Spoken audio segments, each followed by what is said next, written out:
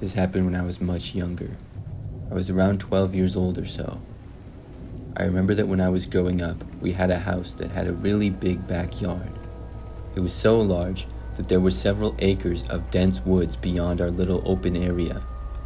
We would often have all kinds of wild animals pass through the backyard, but by far the kind that we would see the most was deer.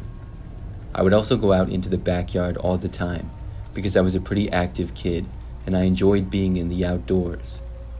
I didn't go very far into the woods much, however, though, because it was so dense and large. It would be easy to get lost, and we didn't have actual paths back there.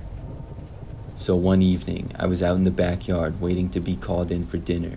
The sun was almost setting, and I remember hearing a noise on the edge of the woods. I looked over and saw a deer standing there. We made eye contact after a moment.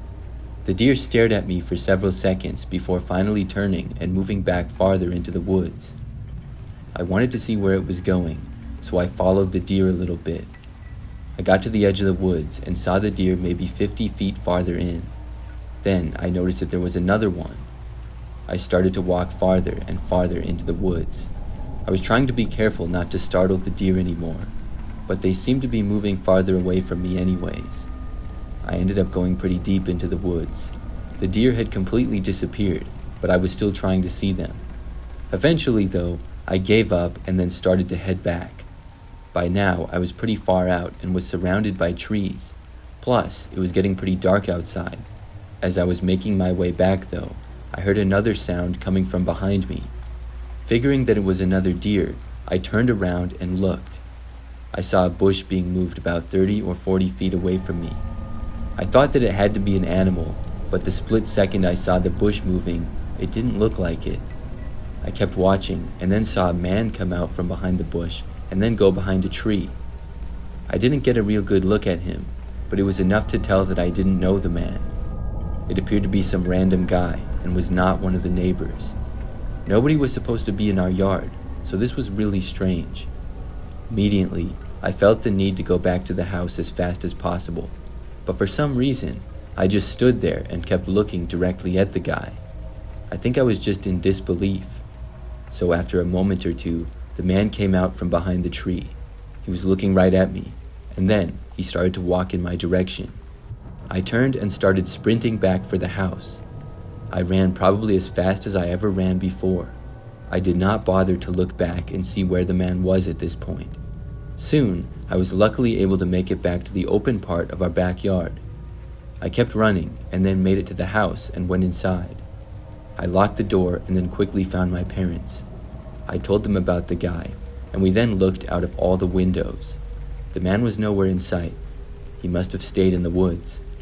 My dad then went outside to look around, and even went a short ways into the woods. He came back and said that he didn't hear anything, and even called out asking if anybody was there. He also didn't see the man and said that the guy must have left, probably realizing that he shouldn't be here. I felt much better knowing that I was safe and inside. The rest of the night was fine, and I went to bed around the time that I usually did. However, before I fell asleep, I was lying in my bed, and I had my window open a crack to get some cool air inside. I heard the wind and the sound of crickets, but then I heard another sound. It was somebody walking out in the yard pretty close to my window. I looked over and at first saw nothing, but then a man came into view. The same man who I had seen in the woods earlier. He started walking right up to my window. Somehow, I had the awareness to quickly run over and shut the window and lock it. The man literally walked right in front of my face on the other side and looked at me. It was a terrifying moment, but I'm so glad that I closed the window. Then, I bolted out of the room. Luckily, my parents were still awake and in the living room. I told them about the guy. They came into my bedroom, but the man was gone by then. Once more, my dad went outside into the yard. Except this time, we called the police as well. They came out and did a search of the property, but couldn't cover the entire woods because it was pretty large. The man was able to get away. I slept with my lights on and windows covered for weeks, but luckily the man never came back and I never saw him again. Thinking about that experience still gives me the creeps. I'm really glad that I was able to close my window on time, though.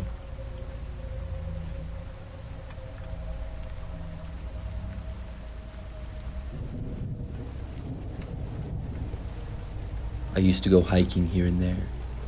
I went one time about a year ago on this trail that went into the middle of the woods. The area that I live in is a little out in the country, and there's a lot of good places to hike. So I was at this one hiking trail, and this was my first time at this one in particular. I started on the trail and things were fine. There seemed to be nobody else there at all. The trail was very long, but I say that because when I arrived, there were no cars in the parking lot, and as I started hiking, I did not see or hear anybody either. I went on the trail for about 30 minutes. By that time, I had reached a part that was in the middle of really thick woods on both sides. As I was walking down the path, I remember hearing a noise ahead, just inside of the woods. It was pretty far ahead, but I stopped to look. Of course, I figured that it was probably an animal of some kind. Moments later, instead of an animal though, a man appeared on the path. This man had long straight hair and a mustache. He walked out to the middle of the path and sort of faced me, but did not seem to be looking at me. Then he just stood there. I continued to stand where I was too. After the man didn't move for a few moments, I actually thought about turning around and going back. It just seemed really weird to me. But then I thought that I would just keep going and walk right past the guy. I approached the man, who was still standing right in the center of the path. He started to look at me as I got closer and was just staring. When I got real close to him, I waved and said hi. The man did not say hi back to me or wave. When I reached him, I was going to go around, but he stepped in front of me.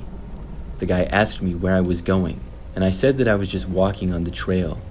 Right after the man started talking, he seemed a little bit off, like maybe he was on drugs of some kind or something. He was acting pretty sketchy, and then he told me to follow him. I said no thanks, and I decided that I would just walk back then. I said I really had to get going, and the man said okay. So I turned around and started to walk back. The man just continued to stand in the same spot for a while. Then I heard some noises just inside the woods on the trail, and I turned around. I saw the man walking back into the woods. I was glad to be getting away from him, because he seemed very strange, and I didn't know what he was doing. So I was just going to walk back to my car in the parking lot. But a couple of minutes in, I heard a noise pretty far back behind me on the trail. I turned around and noticed that the man was now walking on the trail behind me. He was pretty far back, but I saw that he was now carrying what looked like a large stick. I tried to walk a little bit faster and kept going. As I was doing so, I did my best to ignore the man. I could sort of hear him walking a ways back, so I would know if he was getting closer. About 5 minutes later, the man was still there, walking on the trail behind me. But shortly after, I stopped hearing him. I felt better and thought that he must finally be gone. But then, I heard him again a few minutes after that. He was still following me. The longer this went on, the more nervous that I became. Without really trying, I was now walking extremely fast, and it seemed like the man was keeping up with me. But he was not really getting any closer, which was good. This continued for what felt like a very long time. At last, I could see the beginning of the trail where the parking lot was. I got out my keys as I approached, and when I reached the parking lot, I looked back again. The man was still there. I quickly unlocked my car, got inside, and then locked it. As I was driving away, I looked back and I saw the man reach the parking lot. He watched me drive away, and I was really glad to be getting out of there. I ended up reporting the guy for following me and his sketchy behavior. I didn't want another hiker to encounter him. After that experience, I have not been back to that trail. I don't really know who the man was, how he got to the park, or what he was doing. It was really strange for him to follow me all that distance.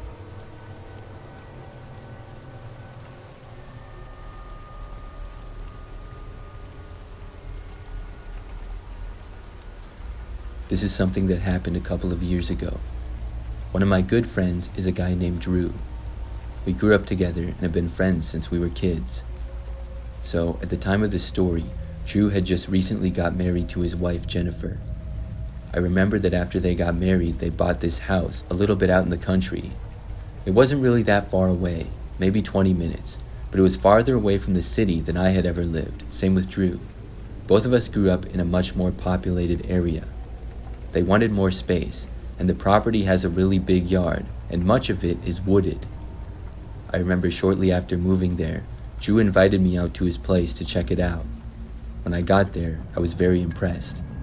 They still had to get more furniture because it was a much bigger house than the apartment they had before. The yard was especially cool though, because the house was not even that close to any neighbors at all, and the woods was very large. There had been paths in the woods, but they hadn't been maintained in many years. So some of the paths were okay, and others were completely covered in tall grass and other plants and stuff. Drew wanted to show me the woods, so we walked out there. He said his plan was to buy a couple of four-wheelers and restore the paths. Then he could drive them through the woods. It seemed cool to me, and we went out to investigate the shape of the paths and mark off some points that had to be cleared. We ended up going pretty far out. I didn't realize just how big the woods was. We had been walking for quite a while, and the paths around this point were very covered. But that's when I first noticed somebody else was out there. I just remember randomly looking over to the left, and a far distance away I saw a man walking. The man was seemingly just walking through the middle of the forest. This seemed really odd. I asked Drew if there were any neighbors' properties close by. He said no, and their property was the only one on the street with a large woods. I told him that I saw a man walking a distance away. By now, the guy was out of sight. I had only seen him for a moment before he was not in view anymore. Drew said that nobody should be out here, and this was his land, and he was 100% sure of that. We walked a little ways back to try to see where the man had gone, but we had no luck. The guy was so far away, and there were so many things in between us. Drew then called out asking if anybody was there, but got no response. We both just hoped that maybe it was a neighbor who for some reason wandered into his yard. Honestly, we had no clue, but we knew the guy wasn't supposed to be there.